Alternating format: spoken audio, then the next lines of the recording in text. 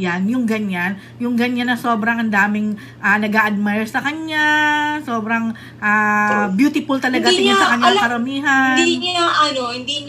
Hindi siya, minsan nga afan pa nga siya. Parang example, sobrang gusto-gusto niya yung tala. Nagsasayaw ng tala. Gusto-gusto yung tala. Oo. Ito si Dong, si Ranvel kasi. Si Ranvel. Rufino. Ang pilido ni Ranvel. Rufino. Very, very close yan kila Mateo and Sarah. Very close yan sa amin dahil sa Ding Dong. Dahil di ba meron silang business ni Dong. So pumupunta minsan sa bahay nagmi-meeting. Hanggang one time, sinend ni Dong kay Ranvel na nagtatala si Zia. Ngayon, siguro, kasama ni Ranvel si Sarah, nag-video ngayon tong Sarah. Ang sabi nung Sarah, "Hi Zia, ang galing mo magtala." Kilig na kilig yung ako. Diyos ko na! Sabi niya, why Sarah know me? Why she knows that I like tala? So gumagano. So hindi siya aware yan. Hindi ka na bata. May nakikita, natutuwa. I know that. Ay, kilala ko siya. Minsan, di ba, nung panahon na wala pang pandemic, minsan si Rocco Nasino nandito, nagpupunta kayo doon. Makikita niya sa TV, "Mama, that's Rocco, right?" Na-amaze siya na nasa TV daw.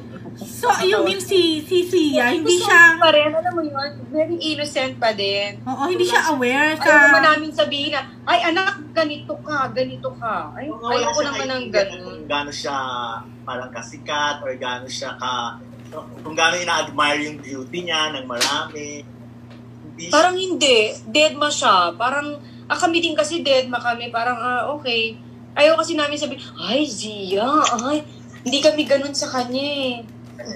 So, hindi alam ni Zia status niya sa buhay. Hindi alam ni Zia status niya sa buhay. Parang hindi siya aware. Parang ang bata pa niya. Oo, bata pa. Which girls aware. Pero alam niya syempre na, alam niya na mga artista kayo, napapanood kayo sa TV, alam niya syempre yon. Oo, pero pag siya, parang deadma siya, parang, minsan nga, yun nga yung nakita namin, nahihiya na siya. Hindi na katulad ng dati, parang, pag nakikita niya yung commercial niya ng Nido, parang, "Mom!" May gano'n. Dati parang, "Hi, that's me. Ngayon, hindi na nahihiya na siya. Bakit? Hindi na. Siya nga? Ano na kasi. Diba kasi yung age niya kasi magpa 5 years old na siya, baka ganun talaga yung mga bagets. Hindi na, alam mo yon, nagbabago talaga. Conscious. Oo. Hinahanap ko yung video ni, ayan. Kilig na kilig siya dito sa video ni Sarah. "Ay, Zia, good job. Ang galing mong magtala."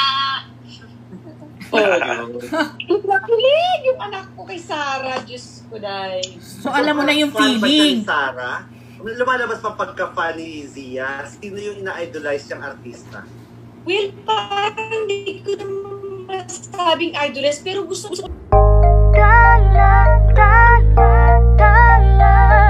Tingin ng mga tali, nakikita ko sa iyong mga mata.